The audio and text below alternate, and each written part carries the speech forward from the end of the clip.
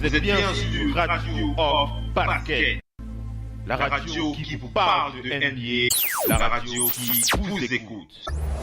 Basketball, c'est mieux à la radio. Vous êtes bien sur Radio Hors Parquet, la radio Je suis pas ton ennemi. qui vous parle de NBA. J'espère que tu quitteras ton équipe pour venir avec nous. Et qui tu es? Je vais être ton adversaire. Dans 2 jours, on sera adversaire. Pour un match de championnat. Ah, c'est cool. Ravi de te rencontrer. Je t'ai bien observé. Tu tires très bien, même quand tu es loin. Bah, toujours dans le mille.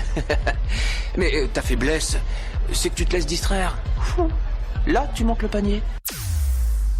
Vous êtes bien sur Radio Hors Parquet, la radio qui vous parle de NBA, la radio qui vous écoute. Basketball, c'est mieux à la radio.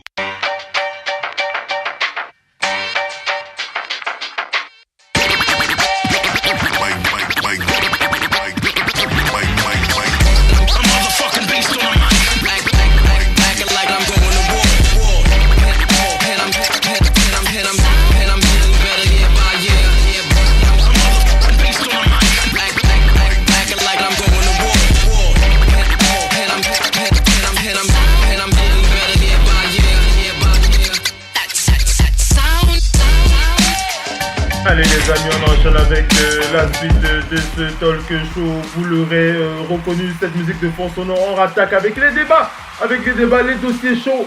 Oui, c'est comme ça que ça se passe. On inverse la tendance. On commence avec les dossiers très chauds avant de terminer avec les dernières news concernant la NBA. On va d'abord vérifier avec les lésions avec le Doc Wenfield. Le Doc, est-ce que tu m'entends, le Doc? Oui, je suis présent. Allez, super, on va enchaîner avec 2 dossiers. Le premier dossier, c'est le dossier concernant Carmelo Anthony aux Rockets de Houston. Alors, je vais d'abord commencer par vous lire les déclarations de ce GM Daryl Morey, le GM des Rockets de Houston, qui nous a donné une info lors de son interview il y a encore quelques heures. Il a déclaré concernant Carmelo Anthony: moi, ça me fait sourire. Je ne sais pas si ça va vous faire sourire aussi. Il a dit concernant Carmelo Anthony particulièrement sera important pour nous, particulièrement au poste 4. Il sera important à cause de sa capacité à tirer et à trouver les bons ajustements pour notre équipe. Voilà, et il précise, il donne cette info, qu'il attend vraiment Carmelo Anthony jouer au poste 4 chez les Rockets de Houston. Alors, on le sait, on avait déjà entendu des intentions comme ça de la part de Sam Presti concernant Melo, en lui demandant de changer un peu le registre qu'il avait toujours eu, que ce soit aux Knicks ou aux Nuggets de Denver. Et on sait ce qu'on a vu par la suite, puisque le joueur n'a jamais pu s'adapter à de nouvelles directives. Alors, est-ce que aux Rockets, les choses vont changer? Est-ce que Carmelo Anthony va pouvoir montrer un nouveau visage lors de l'émission de Big NBA Show, je précisais que selon moi, je pense que Daryl Morey compte vraiment sur l'influence de Chris Paul, qui est quand même l'un des meilleurs amis de Carmelo Anthony en NBA. Chris Paul et James Harden, qui sont les joueurs qui pourraient être capables de lui faire prendre un nouveau costume. Alors, on sait que les chances sont assez minces, c'est pas évident de parler à Carmelo Anthony. On va d'abord écouter la vie globale du Doc Wenfield sur le joueur, sur son arrivée aux Rockets et sur la suite. Le Doc Wenfield, comment tu as envie de réagir? J'ai hâte de voir ça. J'ai juste hâte de voir parce que pour moi, je suis intrigué un petit peu de comment Melo va se comporter. Est-ce qu'il a tiré les leçons de la saison dernière? Parce que les gens pensent souvent que jouer autour de d'autres superstars, c'est forcément plus facile. C'est normalement plus facile, mais pas forcément. Surtout quand tu es un leader et que tu es habitué depuis le début de ta carrière à ce que tu aies le ballon en première option. Carmelo, pour moi, fait partie de ceux qui, a priori, ont des problèmes dans ce sens-là. Oui. Maintenant, est-ce que il va, parce que là, la saison dernière, il avait deux joueurs qui jouent avec le ballon, habitués à avoir le ballon pour créer. Mais moins que les deux de cette saison où il est en train d'aller. Ceux qui voient le basket savent que CP3 et Harden ont encore plus besoin du ballon que Westbrook et Paul George. Hein. Ah là c'est pire que la saison dernière. Ta profession elle n'est pas bonne pour Melo. Hein. Vas-y. Parce que donc est-ce que d'un côté on aura les deux stars de Houston qui vont se dire pour gagner est-ce qu'on doit un peu changer les choses et lâcher le ballon à Melo? Mais ces deux stars peuvent se dire aussi, hey, on était à une blessure d'être champion. Parce que tout le monde savait que le vainqueur de cette série face à Golden State, c'était le champion. Donc, ils étaient à une blessure d'être champion. Donc, pourquoi changeraient-ils les choses? Est-ce qu'ils se disent pas dans la tête que la seule gestion qu'ils doivent avoir, c'est la gestion physique de Chris Paul? Donc, pourquoi changeraient-ils les choses pour Melo? À voir maintenant. Ou c'est Melo qui va se dire je tire une leçon de la saison dernière et je deviens un vrai sharpshooter. J'ai pas besoin de faire du 1 contre 1, mais surtout de me trouver dans un système où on va me lâcher le ballon et je vais les faire rentrer. C'est plus il les rentrera, plus les mecs vont le considérer comme une option. À voir, moi je suis excité de voir ça. Alors, parce que écoute un peu les ah, mon téléphone qui est tombé. Écoute un peu ce qu'avait dit merde, son nom m'a échappé du cerveau. Le head coach des Rockets, j'en parlais encore mardi. Ça c'est le cerveau du soir. Le Doc One P, le head coach des Rockets. Mike D'Antoni, voilà, Mike D'Antoni. Tu m'entends dans le doc? Hein? Oui. Mike D'Antoni il avait déclaré que lorsque lui et Melo étaient aux Knicks, le problème c'était que les Knicks, lui et les Knicks et Melo avaient beaucoup de poids sur les épaules. Il n'y avait pas tout ce qu'il fallait pour mettre en place les systèmes entre le jeu qu'il voulait mettre en place et l'entêtement de Melo à jouer aussi son jeu. Il estime que du côté des Rockets, il y a suffisamment de vétérans pour influencer Melo. Il pense vraiment que l'effectif, le fait qu'il y ait plus de vétérans aux Rockets qu'il n'y en a eu aux Knicks va pouvoir permettre à Melo de changer son fusil d'épaule. En tout cas, lui, il y croit.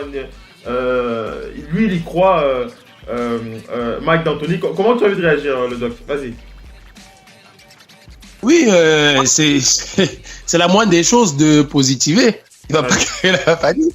Mais ils vont devoir travailler ça et ça va dépendre de la mentalité, vraiment.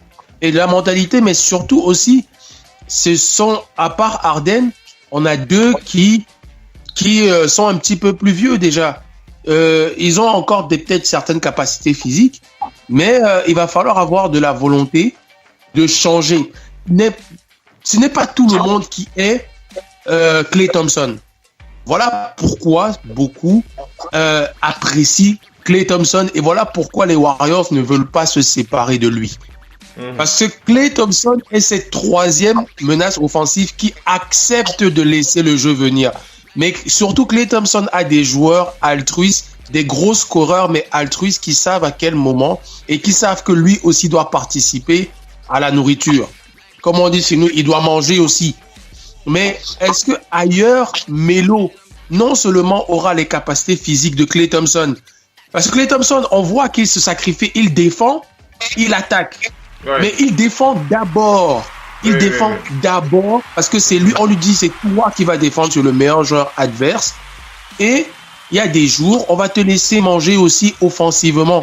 Et surtout qu'il débloque énormément de matchs quand les autres ne sont pas. Il est prêt. Oui. Melo, est-ce que psychologiquement, mentalement, il aura la mentalité, pour moi, de dire je vais défendre, je vais laisser le jeu venir à moi, même si je marque pas tous les soirs. Il y a des soirs où c'est moi qui vais porter l'équipe. Mais ce ne sera pas tout le temps. Est-ce que Melo a cette mentalité? Parce que c'est pour ça qu'il n'y a pas 10 000 Klay Thompson en NBA. il vaut une place de numéro 2, voire de numéro 1 dans certaines équipes, mais il accepte cette troisième. Melo, pour moi, doit être un Klay Thompson, mais est-ce qu'il a les capacités physiques défensives de Klay? Est-ce qu'il a la mentalité de Klay? Et est-ce que ses coéquipiers ont la mentalité des deux autres, de Kevin Durant et de Curry, qui ne sont plus là pour faire leurs stats, ils les font dans l'utilité. Ils les font pas juste pour être les stars. Ouais. Moi, c'est la question. Moi, j'ai hâte de voir parce que Phil, sur le papier, c'est la plus grosse équipe. Ouais. Houston a vraiment sur le papier ce qu'il faut. Maintenant, tu veux voir concrètement ce que ça va donner sur le terrain. Tu remarqueras un truc. Ouais. Les bookers, les analystes et les bookers les mettent encore moins favoris que la saison dernière. C'est vrai. Et bizarrement, OKC est même plus favori que pour certains analystes. Est-ce que c'est Melo? Est-ce que c'est l'arrivée de Melo qui fait ça? Melo qui fait changer. C'est vrai qu'on peut se poser la question.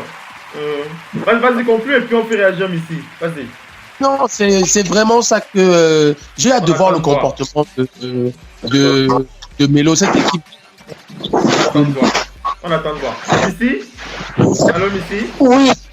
Missy, tu as entendu le doc sur... Le doc a raison. Vas-y. Le doc a tout à fait raison. Je vais même dans son sens. Ouais. Quand vous voulez comme ça, prendre des joueurs aussi imposants comme Melo, c'est quelqu'un qui, même s'il n'a pas gagné de titre de champion, a quand même été présent avec Team USA et tout ça. On connaît son basket. C'est quelqu'un qui est capable de jouer et tout ça, mais il est arrivé quand même à un certain âge, un peu comme D-Wade et tous ces joueurs-là qu'on a jadis adorés. Maintenant, quand vous prenez un joueur de cet âge-là, quand il n'a pas le physique que peut avoir quelqu'un comme LeBron James et autres, il faut l'utilisation. Sachant que on a des joueurs comme le Kevin Durant, mais qui sont un peu plus jeunes. Simon a parlé de Klay Thompson. Mais est-ce que tout le monde dans une équipe accepte d'être troisième personne? Ce n'est pas possible. Tout le monde n'accepte pas. Maintenant, là où le système Warrior marche très bien, c'est lié au fait qu'il gagne. Quand vous gagnez, vous pouvez rajouter des pièces. Quelqu'un, il sait que quand il va venir dans cette équipe, s'il se comporte bien, s'il joue bien, il va gagner le titre. Regardez, Swagapi, il était content. Même Matt Barnes, on lui a demandé quelle est la différence entre les Clippers où il était et quand il est parti aux Warriors, c'est tout. Il a dit c'est l'ego. Maintenant, les questions d'ego ont clairement perturbé OKC. Et ce qui a perturbé OKC, c'est l'utilisation des choses et des gens. Et au playoff, ils étaient dominés par le Jazz. Melo qui score aucun point dans le Money Time d'un match de playoff. Ouais, c'est complètement... c'est grave. Ouais. C'est pas au programme, mais c'est Melo, on l'a pas reconnu au playoff. J'avais du mal. Je me disais même pourquoi l'entraîneur le met et le laisse sur le terrain. Maintenant, je pense que dans toute chose, il faut savoir bien utiliser les choses. Les Warriors, ils ont fait cette alchimie-là pour dire à Klay Thompson, parce qu'en fait, les Warriors, pourquoi ça marche avec Klay? Parce que Klay, il prend pas que les shoots à 3 points. Quand il est pas là, il défend et puis il tourne très bien. Parce que s'ils se disent aujourd'hui Klay, il est chaud, le ballon, il va être sur Klay. Mais ça, ils le savent. Ils le savent. Regarde même quand cette année, quand il y a les finales de camp, Klay, il est blessé, mais il vient avec la douleur et il est précieux. À aucun moment, Klay Thompson dit « je vais rater match ». Ils ne doivent même pas jouer. Il est sur la feuille de match, il serre les dents. Il se sacrifie. Maintenant, est-ce que Melo va accepter de se mettre là où on lui dit et de faire les sacrifices? C'est bien de dire je vais être dans le 5, je démarre les matchs, mais c'est pas le fait que vous démarrez les matchs, c'est votre temps de jeu qu'il faut regarder. Et pas, c'est pas, si c'est pour être dans le 5, je peux vous mettre au bout de 30 secondes, je prends un temps mort, je vous sors. C'est pas un problème. Mais c'est pas ça qui est très important. C'est comment il va être utilisé. Maintenant, moi, je suis dubitatif quant à cette association parce que elle est encore moins bonne. On attend de voir. On attend de voir. Je peux vous dire que Mbamute et tout ça sont plus là. Qui va faire le travail défensif? C'est ça, il faut penser. C'est pas seulement Carmelo, c'est bien. Ils vont être offensivement. Et puis les saisons régulières ne veulent rien dire. C'est à partir des playoffs qu'on vous regarde. C'est aux playoffs qu'on sait qui sont les vrais joueurs.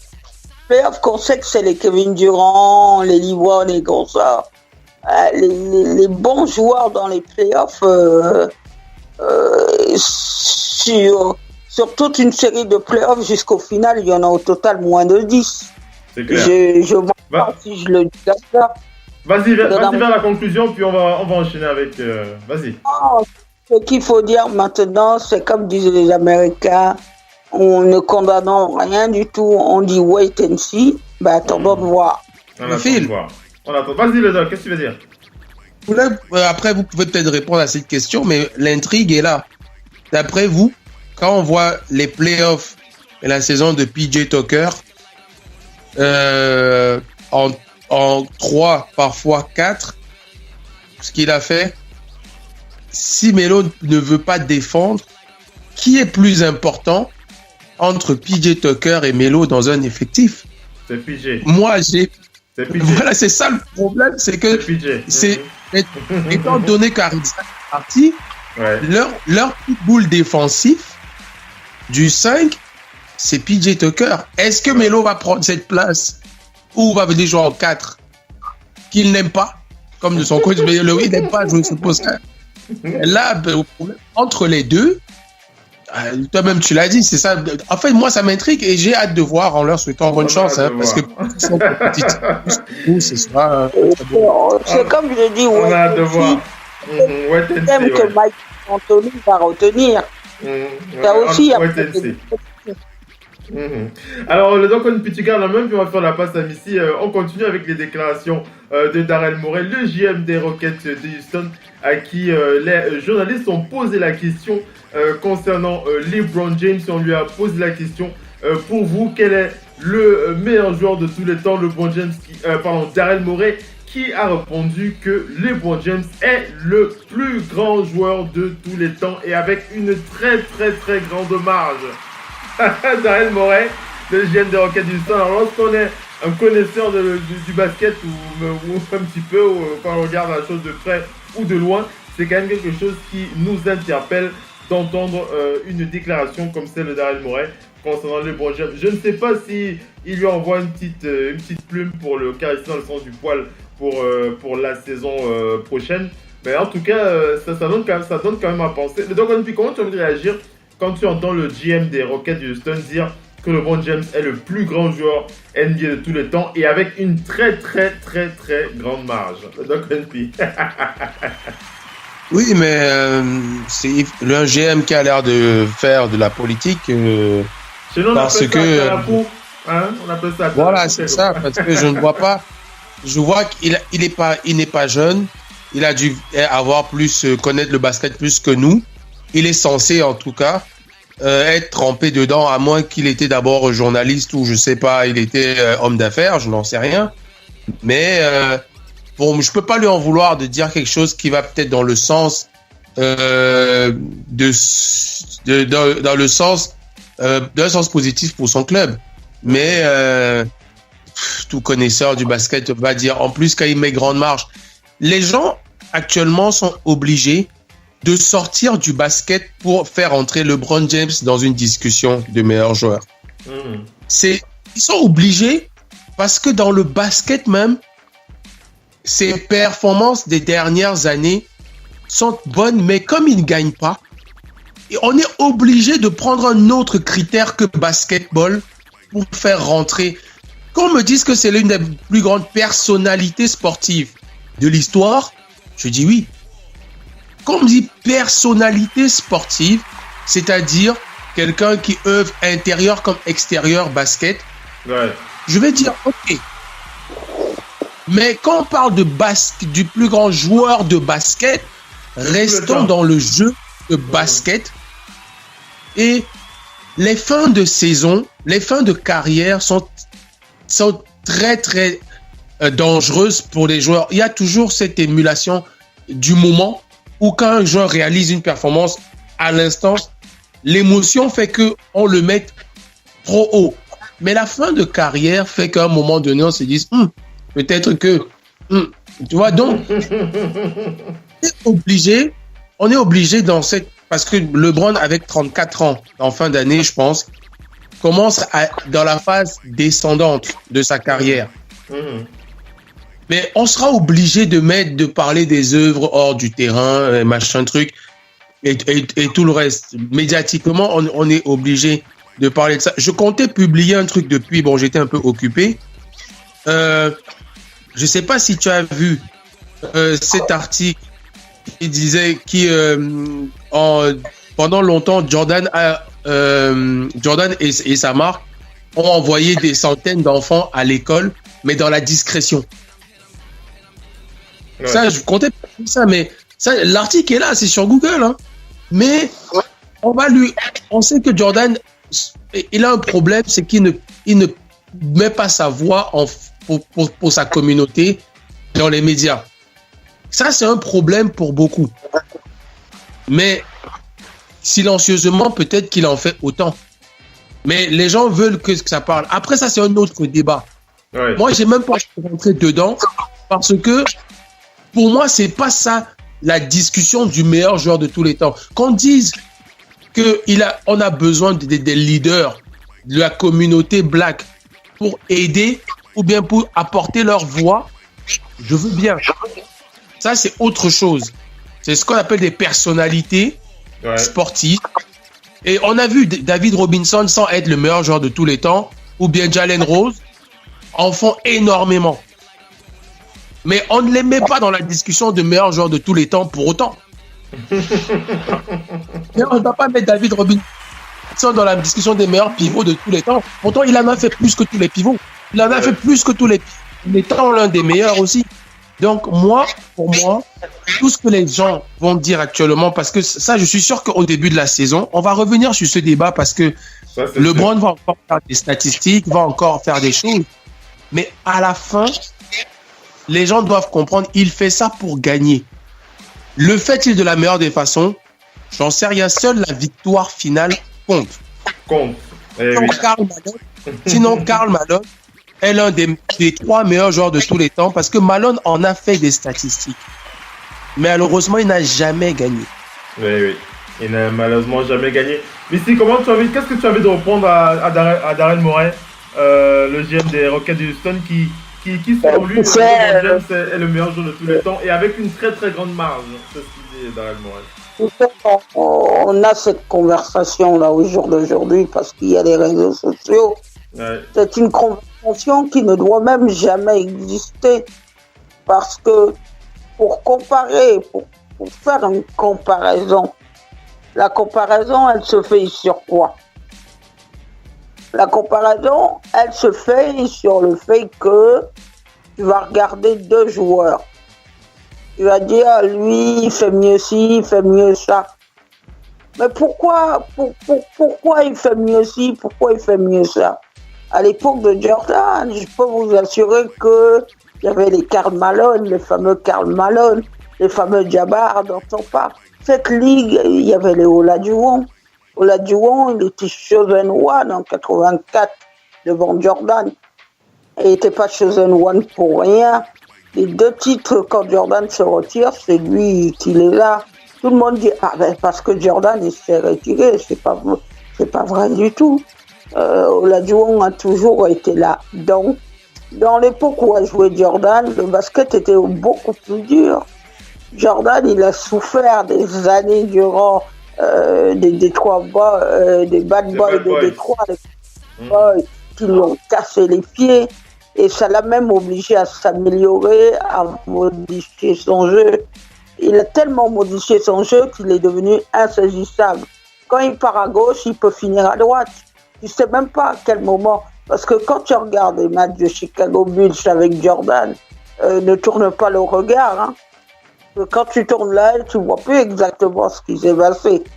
Fraction de seconde, tu l'as perdu de vue. Donc, il ne peut pas y avoir comparaison. Et lui, ce GM, il le dit comme ça pour bavarder, pour susciter le débat. Parce que dans les réseaux sociaux, on va dire oui, ça entretient les débats, et puis nous, ça entretient les débats, et puis nous parlons. Voilà. Daryl Morey qui fait son intéressant. Ouais. Il fait son intéressant. Maintenant, moi, c'est un débat que on juge ça beaucoup. On peut même pas dire entre Magic et Jordan qui est le meilleur. C'est deux postes différents. Quand tu parles de Karl Malone est le deuxième meilleur scoreur. Vous savez pourquoi Karl Malone et Stockton, c'est l'un des meilleurs duos de cette ligue. Ils n'ont pas de titre parce qu'à chaque fois, ils tombaient sur les Chicago Bulls. Et que oui, Jordan est là. Jordan est là. Vas-y, conclue, Missy, et puis on va enchaîner, Missy, avec le dossier Phil Jackson. Vas-y. Jordan a été bourreau de plein de gens. C'est pas une seule personne. Donc, il n'est pas à ce stade-là. Excusez-moi, il n'est pas à ce stade-là, LeBron James. Ok. Daryl Morey, voilà le GM des Rockets de Houston qui nous a fait un peu bavarder sur ce dossier. LeBron James. Allez, attaquons le dossier Phil Jackson. Phil Jackson, alors c'est un petit dossier comme ça qu'on a réalisé concernant Phil Jackson et la relation qu'il a eue avec la plupart de ses joueurs. Alors, il y a Phil Jackson qui avait une particularité lorsqu'il était coach. Il offrait toujours un livre à ses joueurs, un livre que le joueur avait pour mission de lire intégralement et de s'imprégner de la connaissance qu'il aurait pu retirer de ce livre pour en faire quelqu'un de meilleur, que ce soit sur le parquet ou alors dans la vie de tous les jours. Alors on a fait une petite analyse un petit dossier de cette relation entre Phil Jackson et ses joueurs. Alors on va pas dresser la liste de tous les livres qu'il a offerts durant sa carrière, sinon on pourra en faire une dizaine d'émissions, on n'en terminera jamais. Mais par contre on va prendre les meilleurs joueurs qu'il a eu sous sa coupe et à qui il a offert un livre, et pourquoi pas ça pourrait vous donner une indication. Si vous cherchez un livre à lire, pourquoi pas regarder dans la liste des livres qu'on va vous citer ce soir, et on rappelle qu'ils sont toujours dispo en librairie. Alors le premier livre dont on va vous parler c'est, alors bien entendu vous ne serez pas surpris, on va penser à Kobe Bryant. C'était en 2005-2006. Alors le Doc on P,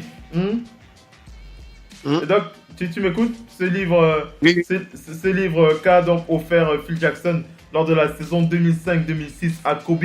Le titre s'appelle Blink, le pouvoir de penser sans penser. Le pouvoir de penser sans penser. Un livre écrit par Malcolm Gladwell. Voilà, un livre comme ça. Alors lorsque vous voyez, les titres donnent déjà, le titre donne déjà, est déjà en adéquation avec la personnalité du joueur. Ça va vous permettre de comprendre un petit peu beaucoup de choses. À la main d'homme et à Kobe Bryant, il avait offert un livre qui s'intitule L'art de la guerre par Sun Tzu. L'art de la guerre par Sun Tzu.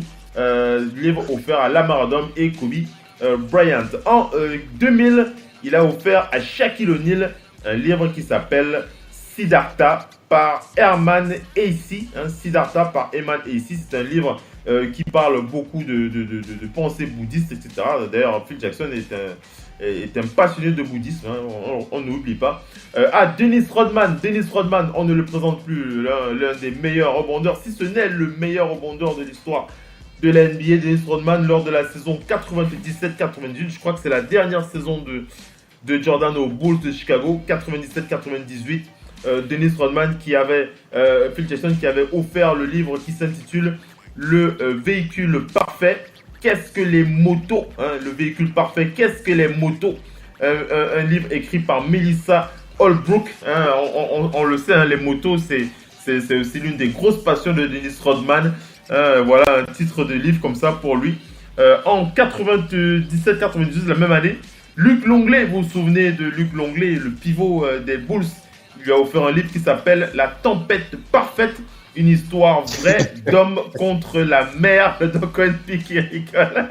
Tu commences un peu à comprendre un peu ce que je veux dire, le Doc P, le Doc oui, mais Phil, c'est un fin stratège. Ah oui, c'est un fin stratège. Donc à Luc Longley, La tempête parfaite, une histoire vraie d'homme contre la mer par Sebastian Junger. Ça, c'était pour Luc Longley. À Tony Kukoc, c'était pour la saison 93-94. Ça, c'était la saison lors de la première retraite de Michael Jordan, alors que Tony Kukoc venait d'arriver aux Bulls de Chicago. Vous vous souvenez de cette époque, lorsque Tony Kukoc rejoint les Bulls après avoir impressionné les Bulls. On le rappelle quand même, non pas les Bulls, il avait impressionné Team USA. C'était pendant les Jeux de Barcelone. Pour ceux qui s'en souviennent, Tony Kukoc et Phil Jackson qui a offert, il n'a pas offert un livre à Tony Kukoc, il lui avait offert une bande dessinée qui s'appelle La Panthère Rose. Tony Kukoc. Le gars comme tu te souviens ça de Tony Kukoc quand il est arrivé. Il avait offert La Panthère Rose. Alors, il faudra qu'il m'explique pourquoi il avait offert ce bouquin, cette bande dessinée La Panthère Rose. Alors en 92-96, c'était l'année de la première retraite de Michael Jordan. 92-93, Phil Jackson qui avait offert le livre Le Chant de Salomon. C'était pour Michael Jordan lorsqu'il avait pris sa première retraite. Le Chant de Salomon pour MJ, écrit par Toni Morrison. Lors de la même année, pour Horace Grant, il offre le livre Joshua, une parabole pour aujourd'hui. Et livre écrit par Joseph Kirdzone. Joshua, une parabole pour aujourd'hui. Scottie Pippen, c'était l'année 90-91, c'était l'année du premier titre des Bulls de Chicago. Vous vous en souvenez de cette incroyable finale, c'était face aux Lakers de Los Angeles. C'était la finale Magic Johnson face à Michael Jordan. On s'en souvient encore pour ceux qui se souviennent de cette époque. Et il avait offert un livre à Scottie Pippen qui s'appelle Les manières des Blancs, par Langston Hughes. Les manières des Blancs, par Langston Hughes. Kristaps Porzingis, alors là c'est un peu plus actuel. C'était pour la saison 2015-2016. Il avait offert un livre qui s'appelle Les secrets de la performance pure par George Mumford. C'est un livre qu'il a offert à Kristaps Porzingis.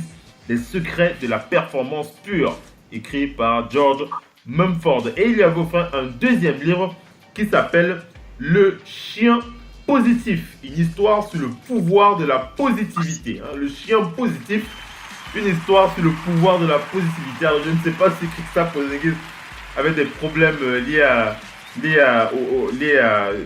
au stress, mais en tout cas, il lui a donné ce livre. Et à toute l'équipe technique, c'était en 2014-2015, il avait offert un livre sur Michael Jordan. Un livre sur Michael Jordan qui s'intitule Il n'y a pas de suivant. Il n'y a pas de suivant. Un livre écrit par Sam Smith. Donc voilà un peu une liste comme ça de quelques livres qu'a donc offert Phil Jackson aux stars, aux légendes que vous avez connues. Mais donc quand tu entends ça, comment tu réagis? Tu disais Phil Jackson était un stratège. Il savait ce qu'il faisait. Oui. Il sait quel livre offrir à quel joueur, en fonction de sa personnalité ou de ce qui lui manque peut-être ou de ce qui peut l'inspirer.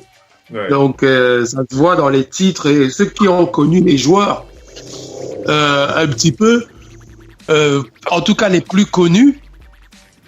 Quand tu vois le titre du livre, moi je les ai pas lus, mais il y a toujours un trait d'un truc qui peut inspirer le joueur, voire lui permettre à ce joueur de s'inspirer de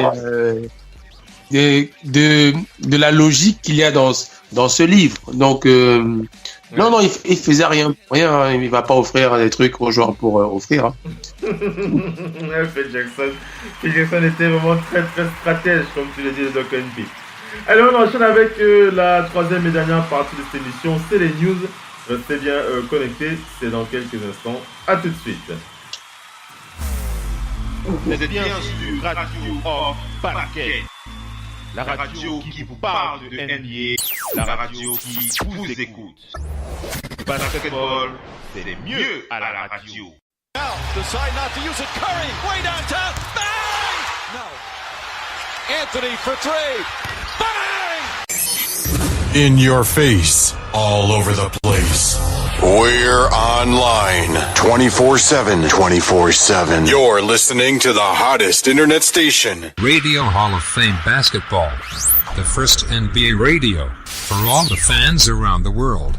Radio Hall of Fame Basketball. We talk about NBA. We talk about passion. We are your radio.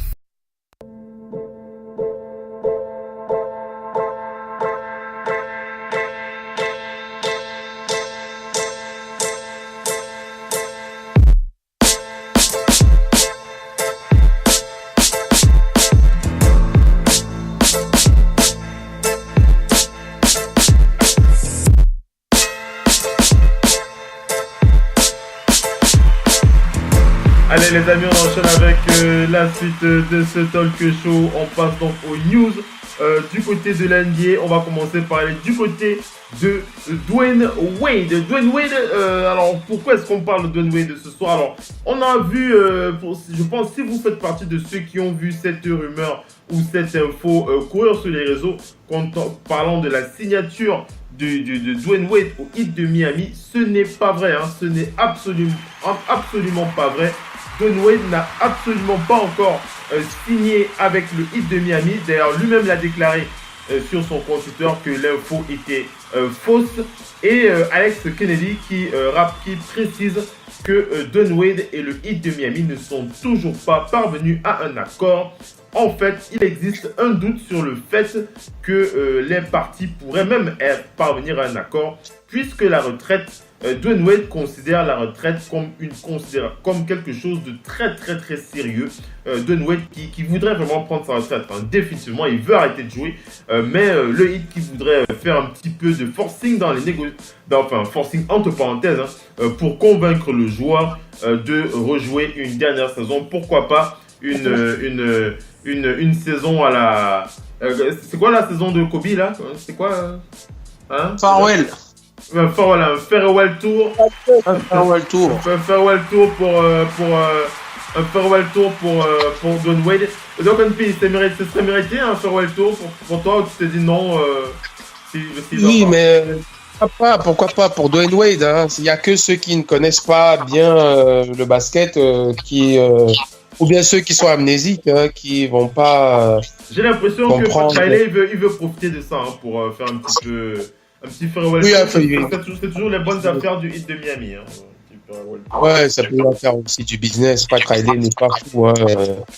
Dwyane Wade à la maison pour une dernière saison, c'est ce que moi je regrette pour certains joueurs comme Paul Pierce qui sont que allés signer un jour, qui n'ont pas fini dans leur équipe. Il y a certains qui n'ont pas eu cette chance.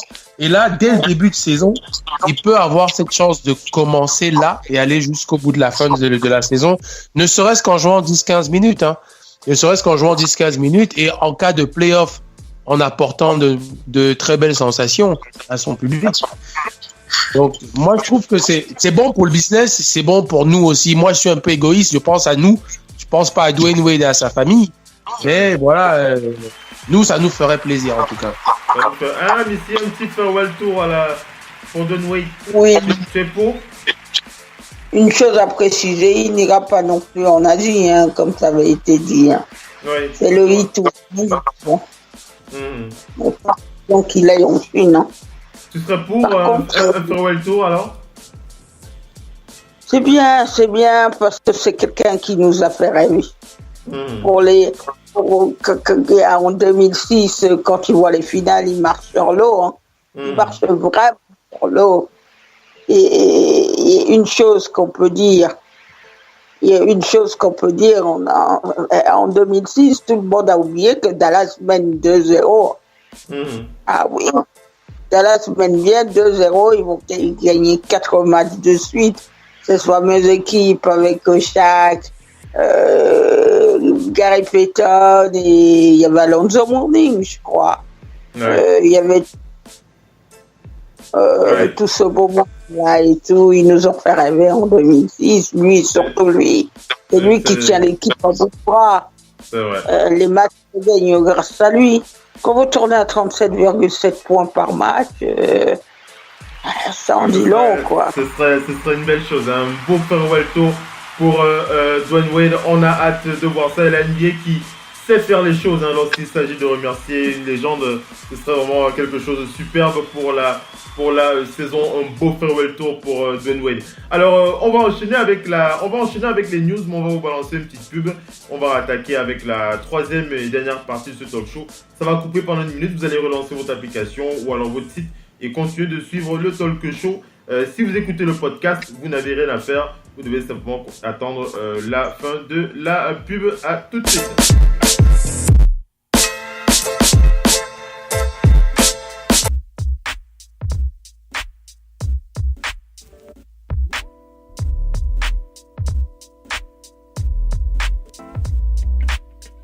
Radio, off, basket, la radio numéro 1 pour tous les fans de basket francophone à travers le monde.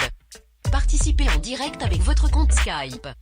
Pour cela, contactez le compte Skype Radio, off, en un seul mot. Réagissez sur Twitter avec le hashtag Radio, off, basket. Saisissez votre commentaire sur notre page Facebook. Contactez-nous par mail à l'adresse info@radiooff.net.